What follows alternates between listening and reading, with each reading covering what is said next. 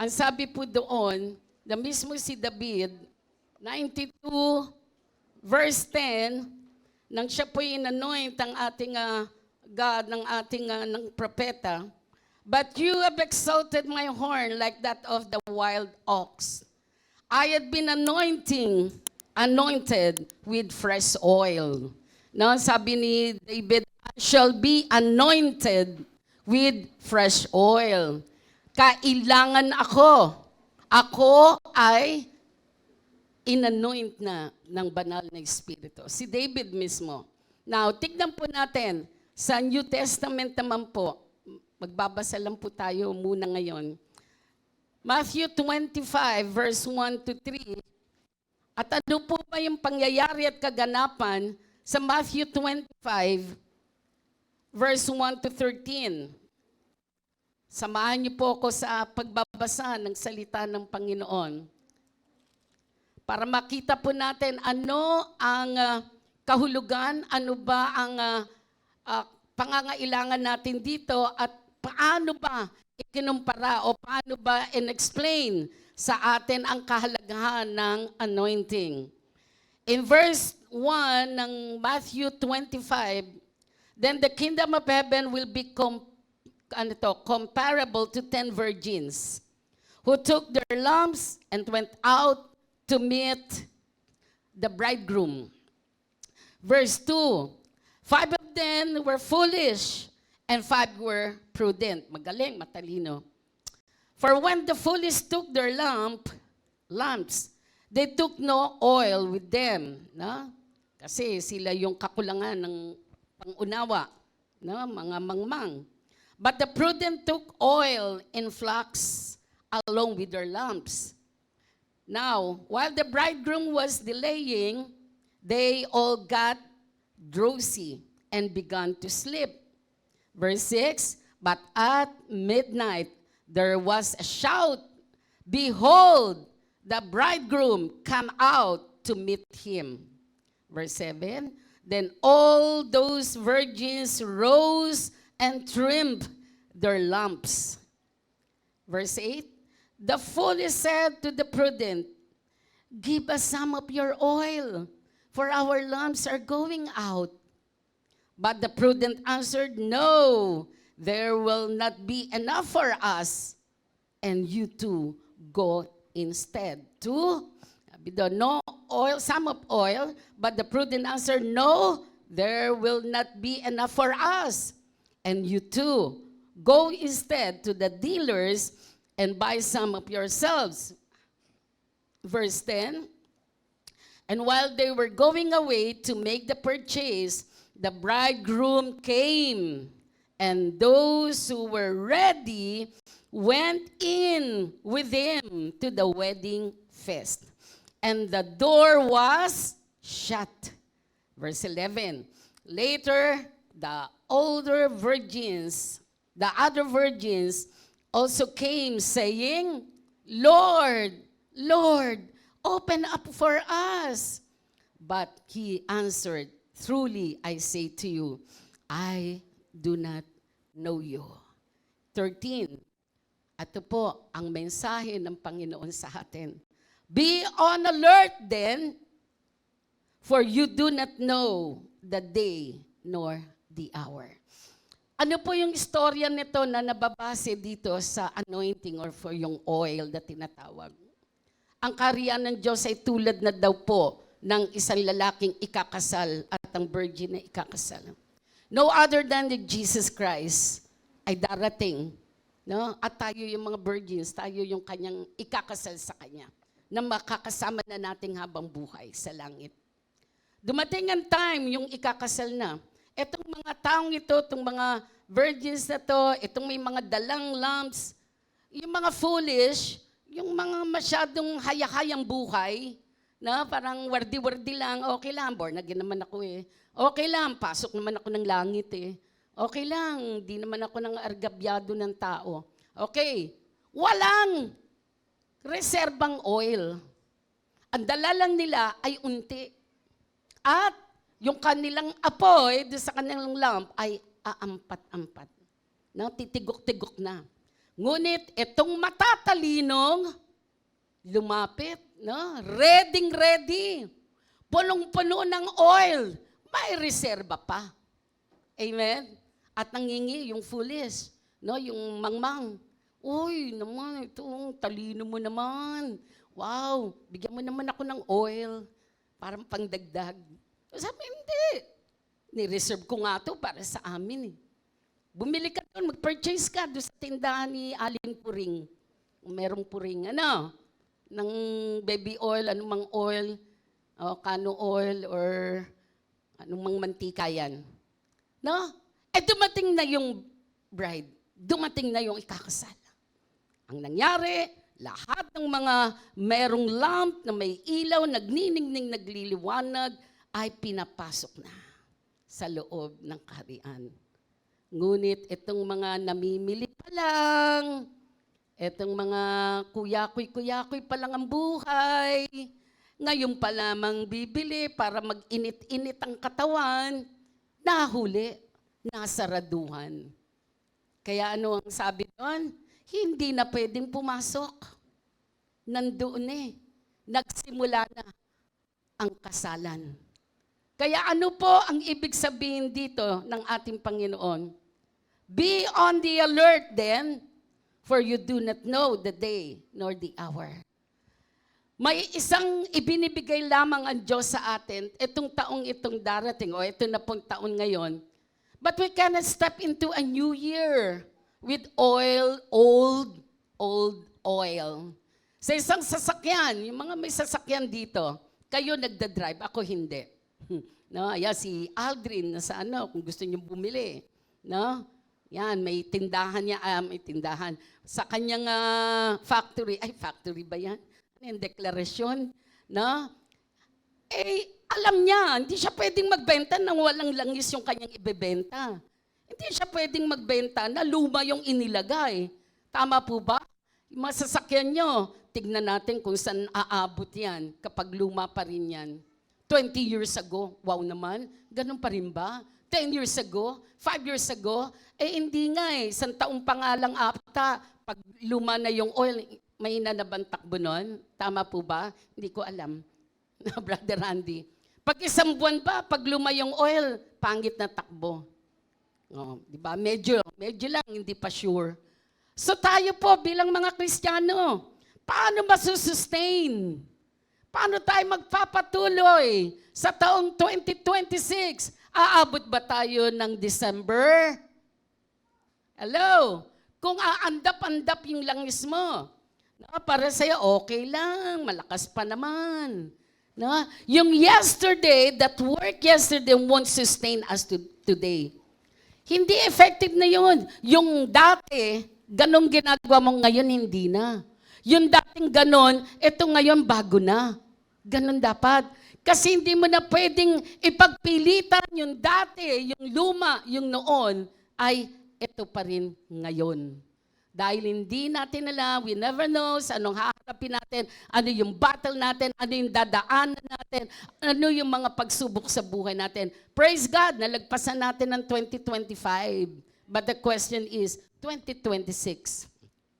Mapagtatagumpayan ba yan? Amen. God, ang sabi dito, God does not change, but the season has. Tama. Ang Diyos hindi magbabago. Amen? Siya pa rin yung Diyos noon, ngayon at magpakailanman. Pero, merong season. May panahon. Panahon ng tagtuyot, panahon ng tag-init, mas sobrang init, at pinakamainit pa ulit dito sa atin. Kaya may panahon sa lahat. Pero ang Diyos mananatili. Amen? Ang tanong, mapagtatagumpayan mo ba yon? Yung iba't ibang season sa buhay. Now, in every new season requires a fresh anointing. Say it again, fresh. Louder, fresh anointing. Sariwa. Pag kayo namamalengke, kayo ba'y mamamalengke na ang isda ay kulay green na yung mata? Tama ba? No? Papayag ba kayo na ang bibilin yung chicken may amoy na? Papayag ba kayo yung meat na bibili nyo hindi na maganda ang amoy? Hindi, di ba? Ayaw mo nyo ng luma. Sabihin nyo, ayoko ng luma. Lakasan mo, ayoko ng luma. Huwag mong tignan ang katabi mo. Ha?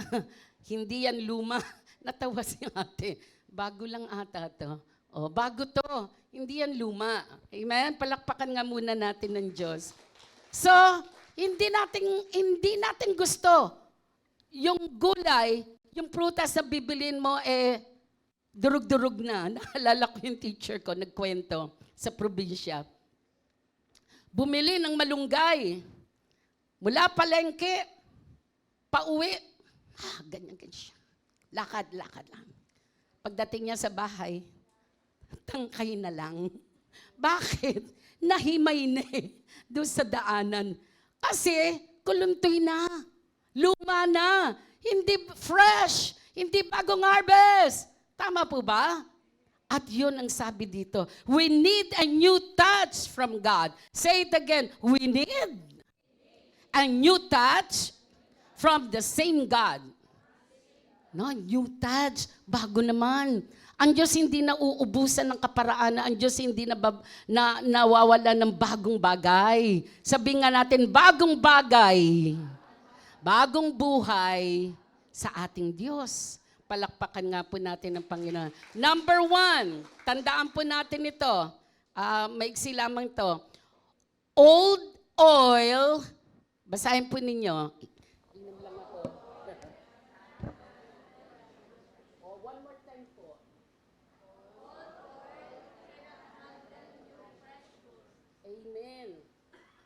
Tama ba? Ang lumang langis cannot handle new pressure. Okay. Naalala niyo sinabi ng Biblia, ng kwento, may bagong langis, alak, isalin mo yung lumang bagong alak doon sa lumang tapayan, lagayan, sasabog yun. Bakit? Bagong alak to Amen? At yung luma, ginamit mo, wala na yan. Masisira yan. Kaya old oil cannot handle new pressure. Yung sasakyan nyo, subukan nyo. Ay hindi po, huwag nyong susubukan. Masisira ang sasakyan nyo. Pag nilagay nyo yung lumang oil, old oil, kasi nagtipid, eto na lang, ginamit. Ay nako, kawawa naman. Baka yung sasakyan nyo ay maging BYD. Ano yon? Bye-bye? Bye-bye na daw, BYD. Goodbye. Amen? Kasi ginamitan mo ng luma. Amen?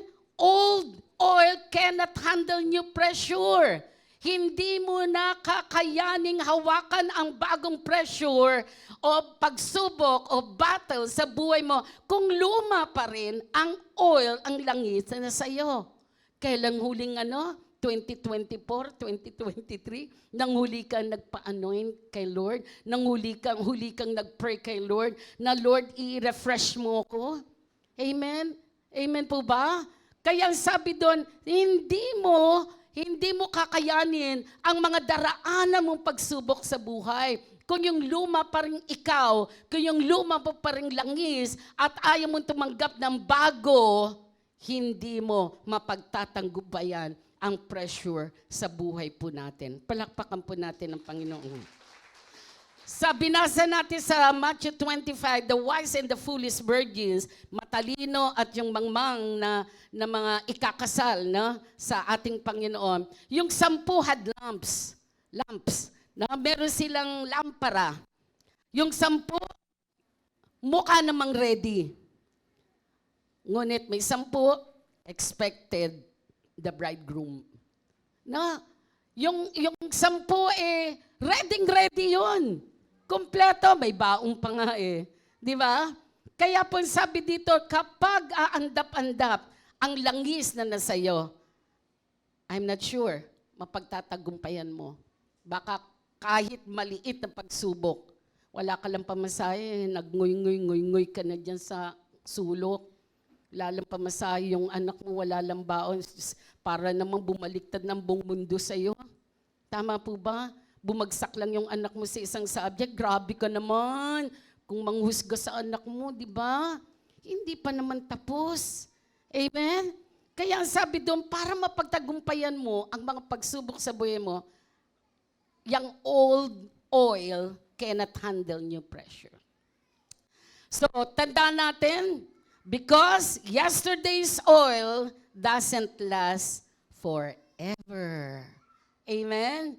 Yung kahapon, yung isang araw, nung 2025, nalakas mo, yung langis ng banal na espiritu, yung kapangyarihan niya noon, ngayon, kapag hindi mo hiningi ang bagong oil, fresh oil from God, hindi na ito maglalast forever. Amen? Kaya bakit maraming mga Kristiyano o katulad ng foolish virgins na hindi na umabot, no? Hindi na umabot do sa wedding ng ating makapangyarihan Diyos. Huwag naman po mangyari sa atin dito sa Doña Soledad na meron pong gumagamit pa rin ng old oil. You need new, fresh anointing. Amen? Kaya kailangan natin ng fresh anointing from God. Old testimony won't cast out new devils. Old prayers, lips won't sustain new assignments. Old passion won't survive new pressure. Kaya nga, itong taong ito, may battles tayo, maraming temptation, lume-level up ang devil. Tama po ba? Lume-level up yung mga pagsubok. Lume-level up din ang gawa ng demonyo sa buhay natin. Ang tanong, tayo po ba? Lume-level up ba ang langis ng Espiritu Santo sa buhay natin? Yan ang mga tanong natin. Okay? So you cannot cause on what God did. You must live in what God is doing. Mamumuhay tayo kung ano yung gagawin ng Diyos. Are you excited today sa pwedeng gawin ng Diyos?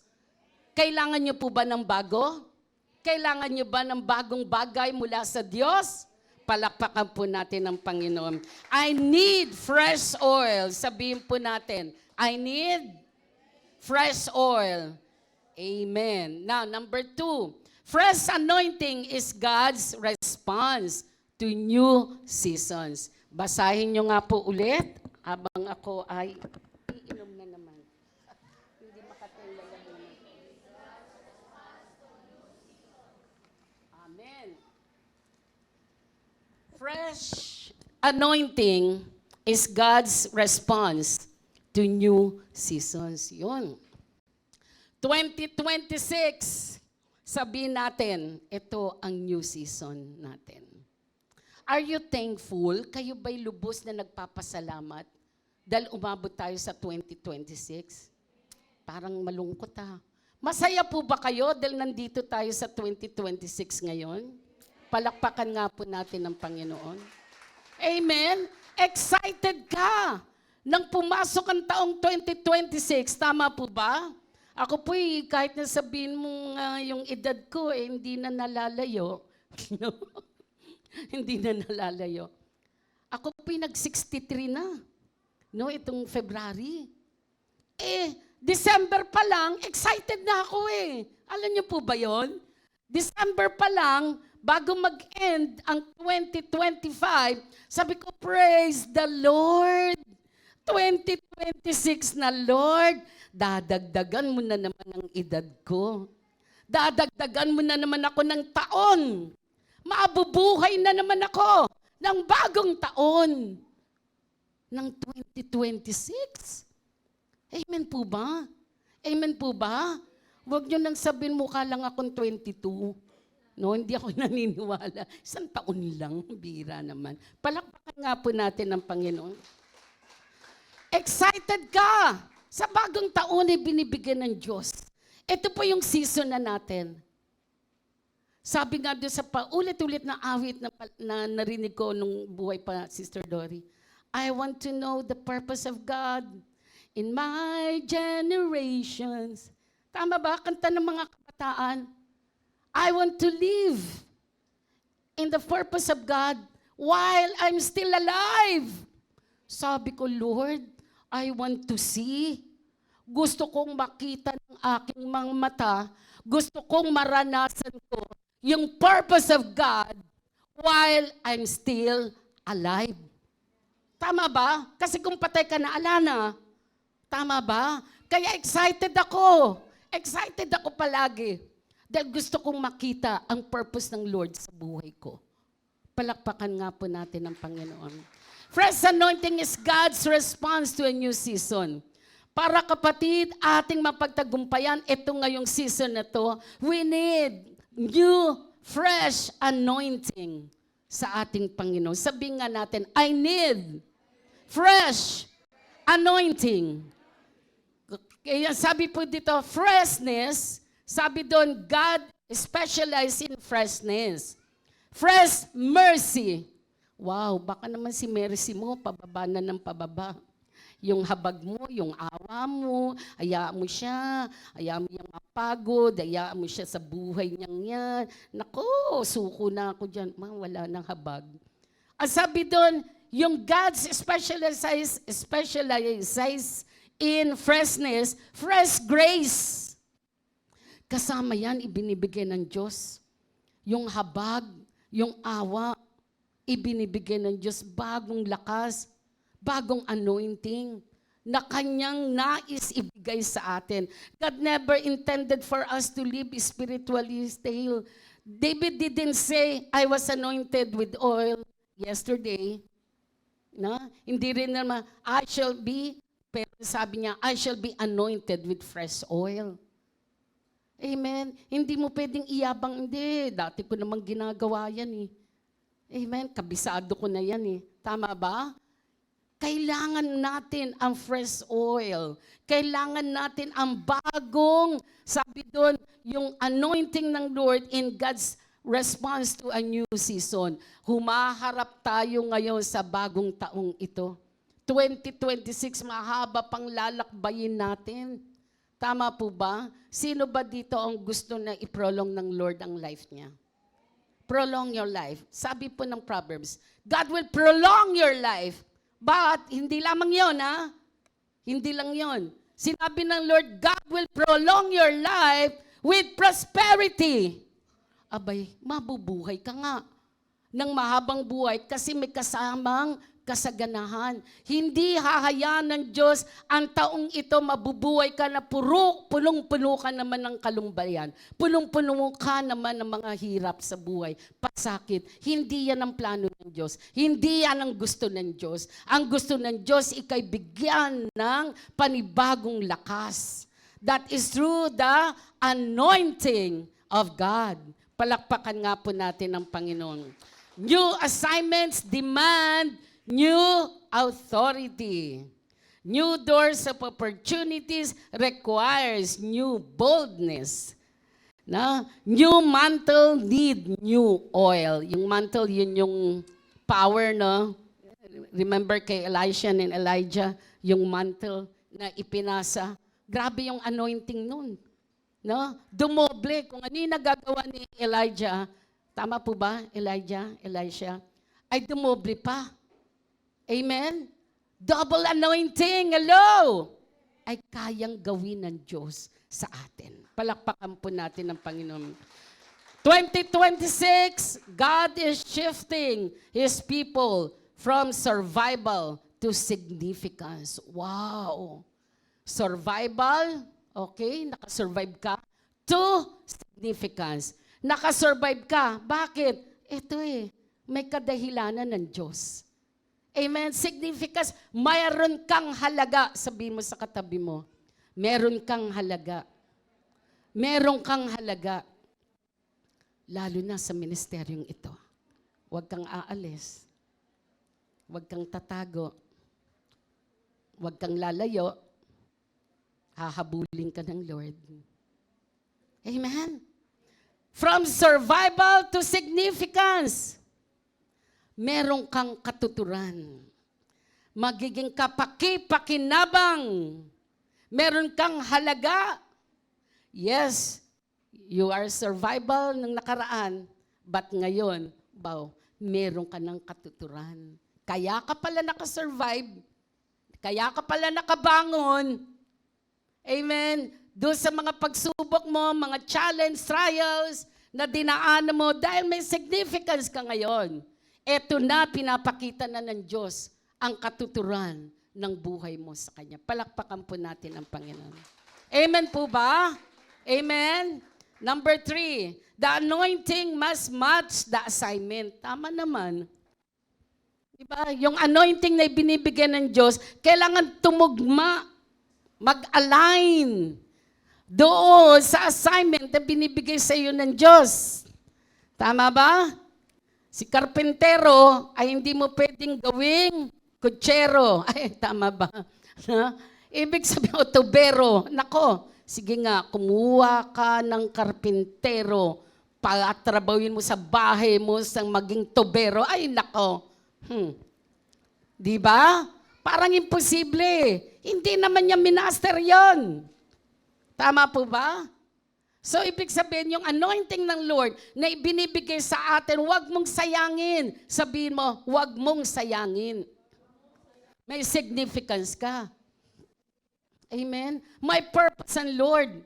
May katapat na assignment. Kaya binibigay sa'yo ng Diyos. Kaya ka bibigyan ng fresh oil anointing dahil mayroon kang bagong assignment. Amen? Kung dati nagwawalis ka lang dito sa loob, ngayon hanggang labas na ang wawalisan mo. No? Pumalakpak nga sila. Amen? Kung dati pinapakain mo lang, ay kami lang. Ngayon sila rin ay papakainin mo na. Aba, dumadami na. Naiintindihan po ba? Kung ang dating pinasasakay mo lang sa sasakyan mo, si pastora lang, kami lahat ngayon ay pwede mo nang sunduin at iatid. Uy, palakpakan nga natin ng Lord. Amen! So, ibig sabihin, nagle-level up. Yung anointing, kailangan bumalanse. Tama ba? Ito ang bagong mong assignment, kaya ibibigay naman ng Diyos sa iyo ay suwak na suwak. Saktong-sakto. Amen? Amen po ba? Kaya mag-ready kayo. Dahil kapag pinord out ng Holy Spirit ang kanyang anointing, I'm very, very, very sure na i-reveal ng Lord ang bago mong assignment. Ako nga, yung vision casting bigla akong naganap kinabukasan. Lord, saan ako pupunta? Sabi ko, tayo na. Puntahan na natin yung Morales. Ayaw sumagot. Tawa-tawa lang siya. Kasasabi lang puntahan na natin. Alagaan na natin yung mga bata doon. Sumagot naman si Sister Nene. Sinong kasama ko? Sabi ko, ikaw lang. Biglang napakamot. Tama po ba? That every time na nire-reveal sa iyo ng Lord, dahil meron kadahilanan ang Diyos na humayo ka. Yung anointing na huwag mong sayangin. Amen? Ibahagi mo ang salita ng Diyos with boldness nga Kaya may anointing. Bibigyan ka ng panibagong tapang. Kung dati mayayain ka mag-share ng gospel, ngayon sa bawat kwentuhan mo, nakasabay ko lang. Nakasabay ko lang sa senior. Chika-chika kami. Di huli ka. Atin na daw siya. Diba? Napadaan dito. Diba? Ganun lang yun Share lang. Kwento-kwento lang. Kung ano interest niya, talaga yung anak mo, naku, ganyan lang muna yung anak mo, ganyan talaga mga kabataan. Maya-maya, share mo na ang gospel. Invite mo na. Amen? Naghirap ba ako? Hindi. Wala akong effort. Andun lang ako. Shinare ko, in-encourage. Amen? May anointing ang Lord sa'yo. Then use it. Meron kang significance, lalo na sa ministeryo ng Diyos. Palakpakan natin ang Panginoon. David was anointed before the fought Goliath. Kita niyo, sino kinalaban niya? Si Goliath. Hindi po 4 feet, hindi 5 feet, hindi 6, 10, mga 12 feet ata yun. Parang giant Si David, baka nasa 5 lang siya. Baka sabihin na natin, sige, 6 feet. Pero bata Pero tignan nyo, anong klaseng anointing ang binigay ng Diyos sa kanya? To defeat Goliath? Hello? Amen? Hindi ba kamangha-mangha yung anointing ng Lord? Sabi niya, kayong mga Israelites, mga sundalo, hinaayaan nyo na tayo alipustain. Itong mga anong to, no? Uncircumcised, sabi. Hindi ako papayag na alipustain ng ating Diyos. Kung walang lalaban, ako ang lalaban. Wow! Isang bata, ang lakas ng loob. Sinubukan isuot yung mga, yung mga gamit ng king. No, yung kalasag, yung sword, yung suot, no, ng mga panglaban ng gera. Sabi niya, hindi ako makakilos. Tanggalin na natin to. Anong dala niya? Sling o tirador. At anong panlaban niya? Bato. Nakalimang bato ba siya? Isa lang. Sapul. Patay. Grabe, no? Palakpakan nga na po natin ang Panginoon. Glory to God! Yan ang klase ng anointing na ibinigay ng Diyos kay David. The anointing wasn't for the sheep. Hindi para sa alaga niya. It was for the giant. Amen. Ang anointing ng Lord na ibibigay sa inyo, hindi lamang pangbahay lang. Amen. Kundi panghayo, pagharap sa mga pagsubok, sa mga battle, sa lahat ng mga pressure natin dito sa mundong ito. At yung pong uri at kwalidad, sabi natin, quality. Grabe, no? Kwalidad na langis ng banal na Espiritu ang ibinibigay sa atin. I sent the battle to justify the anointing. Sabi ito, God sent to prove His power, anointing. Kaya po, ibinibigay ng Diyos yung anointing na yon, una kay David, hindi para maging mayabang si David, para maipagmayabang ang kapangyarihan ng Diyos sa buhay niya. Amen po ba? Para sa ganon, ang makita ay ang Diyos, hindi ang lakas natin. Tama po ba? Ang makita ang kapangyarihan ng Diyos, hindi ang kahinaan natin. Dahil si David ay isang pipitsugin lamang na bata. No? Pero ang kapangyarihan ng Diyos ang siyang kumitil ng buhay ng isang giant. Ano bang giant sa buhay natin? Marami tayong mga higante na parang suko ka na, ayoko na. Masyadong nag-level up na masyado to. Padagdag ng padagdag ang problema, kabigatan, mabigat na, hindi ko na kayang pasanin. Amen? Ba't hindi mo hingin ang panibagong langis na ibinibigay ng Diyos sa atin? Palakpakan po natin ating Panginoon. This year, God is not just giving comfort. He's releasing power. Sabihin natin, power. God is releasing power to you. Amen? Ano daw ang i-release ng Diyos sa'yo? Power. Wow. Isang karaniwang Kristiyano, ikaw ay attendees ngayon. Ikaw ay first time na uma-attend. Pero tignan mo ang pwedeng gawin ng Diyos sa'yo. I-release ng Diyos ang kapangyarihan niya.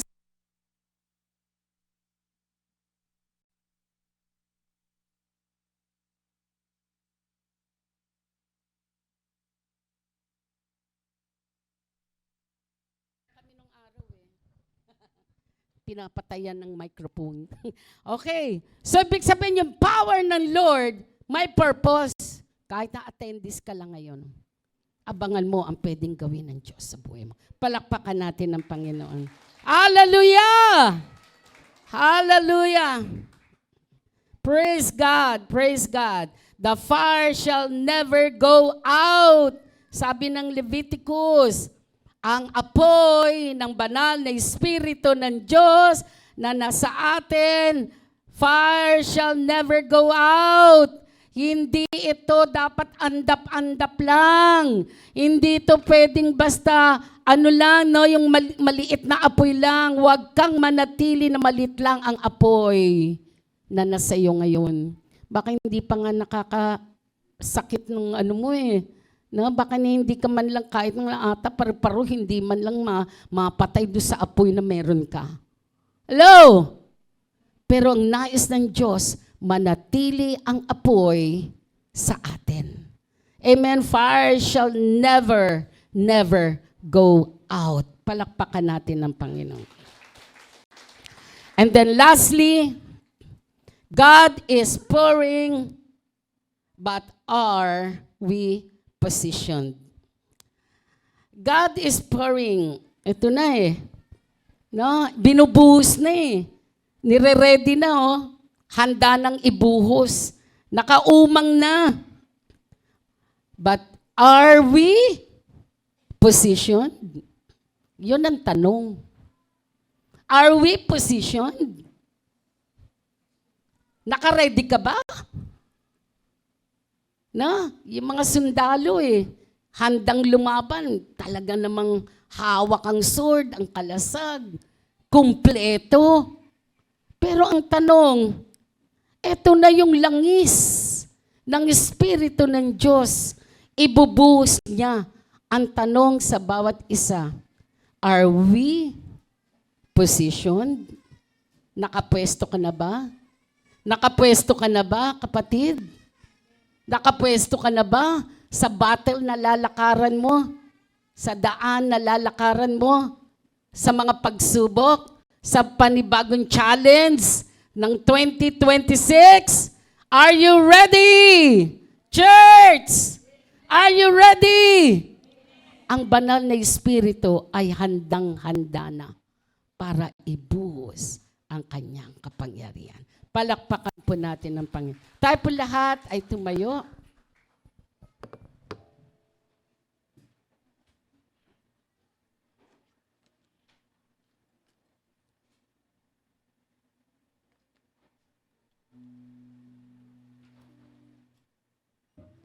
Ano sabi po dyan? They were all in one accord.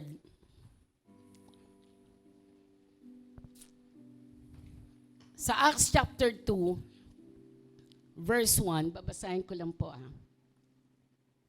Yan, ito po yung panahon na ibinuhos ng Diyos sa mga believers, unang church ng ating Panginoon, followers of Jesus Christ. Acts chapter 2, verse 1. When the day of Pentecost had come, they were all together in one place. They were all together in one place. Nagkaisa, nagkasama-sama sa isang lugar. Parang ito, followers, believers of Jesus Christ, nagkaisa, sama-sama na sa isang lugar. And verse 2. And suddenly, there came from heaven a noise like a violent rushing wind, and it filled the whole house where they were sitting. Maya-maya, mula sa langit ay merong rushing wind na dumating at pinuno ang buong bahay na kung saan naroroon ang mga followers of Jesus Christ. And there appeared to them tongues as of fire, distributing themselves, and they rested on each one of them. At pagkatapos bumaba, ang wind na yon, nagkaroon ng fire of tongues, apoy ng Espiritu ng Diyos, no? At sila ay nagsimulang nagsalita ng iba't ibang wika. And they were all filled with the Holy Spirit and began to speak with other tongues as the Spirit was giving them utterance. Ngayon pong umagang ito ang gustong-gusto ng banal na Espiritu. na bibihira lang natin nararanasan. Kaya ito pong taong ito upang tayo maging matagumpay sa new season ng 2026, we need fresh anointing from the Lord. We need the empowerment of the Holy Spirit. We need the fire of the Spirit right now. But the question is, are you ready? Gusto mo ba? Gusto mo ba? Gusto mo ba? Palakpakan natin ang Panginoon. Now, be ready as we sing the song. At tayo po ay maya-maya ay palalapitin po ni Pastora Elna dito po sa harapan upang maipag-pray ang bawat isa. Tayo po'y magkakaroon ng linya mamaya doon. Dito po maglilinya, dito papasok, at doon po lalabas. Wala pong dadaan sa gitna para hindi po natin masagi yung ating camera dyan. Lift up your hands to the Lord. Come on. Are you ready? Are you ready, church? Let us wait to the Lord. Let us pray. Be unified. Let us hunger and thirst through the Holy Spirit. Come, Holy Spirit, fall on me now. Lord, I'm reaching for your heart. You hold my life in your hands, drawing me closer to you. I feel your power renew. Nothing compares to this place where I can see you face to face. I worship you in spirit and in truth. I'm reaching for your heart. You hold my life. Lift up your hands, please, to the Lord. Drawing me Tayo po ay closer nagsusumamo. to you. I feel Tayo po'y your nagpapakumbaba power renew. sa banal. Nothing compares to this place where At I can nais see natin you face to face. ang habag at biyaya ng Diyos I worship ay you bumaba sa atin. in Come on, spirit lift up your and hands. truth. Whoa! Oh, your heart. Hallelujah, Lord Oh, my Jesus. life We're in reaching your for your hands. hearts, Lord. Drawing me Oh closer God, to I you. want to feel your Feel power in your you. power renew. Nothing compares to this place where I can see you face to face. I worship Hallelujah. you. Softly lang po. Now, bago po natin maranasan ang pagbuhos ng fresh oil sa ating mga buhay, may mga tinatanggal ang Diyos. Kailangan alisin yun eh. Ano po yun? Pride. Number 1, pride. Di kita kailangan. Di ko pa kailangan ng panibagong lakas. Malakas pa ako eh. Kaya ko pa eh. Pride yun, kapatid. Tama ba? Kung meron pa tayong sa puso natin, kayabangan. Kaya ko to, matalino ako, cum laude nga ako eh. Titulado nga ako eh. May trabaho nga ako, matatag ang negosyo, trabaho ko, ang sweldo ko. Pride yan, kapatid. Huwag mo ipagpalit ang banal na espiritu diyan sa yabang na meron ka. Kung meron ka pang bagay na hindi mo pinapatawad, kapatid, this is the time. Humingi ka ng kapatawaran sa Diyos. At kung meron ka man na kasama sa buhay, nakagalit, o meron ka mang bagay na hindi mo nagustuhan sa taong iyon, bago po tayo lalapit sa banal ng Diyos, ang sabi ng Biblia, kung meron ka mang bagay na hindi mo pinagkakasunduan ninyo, o may alitan man sa inyo, bitawan mo ang anumang handog mo sa Diyos. Magpakumbaba ka sa Panginoon. Lapitan mo ang taong ito. At humingi ka ng tawad. Kung meron ka nasaktan, kung meron kang nasaktan na tao na puso, damdamin man niya. Sinadya man o hindi, pero alam mo na-offend. Please, humble your heart. Humble your heart to the Lord. Wala kang pwedeng iyabang sa Diyos. Hindi mo pwede sabihin, hindi akong nagkasala. Siya na una, siyang may kasalanan, kaya siya dapat ng unang lumapit. Yan ang mga bagay na magiging distraction sa buhay natin. Unforgiveness. Hindi mapagpatawad. Hindi natin kayang patawarin. But now is the time. Let us ask forgiveness. Bow down your heads and let us pray. And believe, Father, sa Diyos na kabanal-banalang trono ng Diyos, banal na Diyos, kami po'y inyong kaawaan, kahabagan. Hindi kami nararapat sa iyo. Marami kaming karumihan, marami kaming kayabangan, marami kaming ugali, hindi kami nagpapatawad. May mga pride kami, Panginoon. Lord, pinatunayan mo na sa kabila ng kasalanan namin, ikaw ang nagpakumbaba. Ikaw ang nakipag-reconcile sa amin.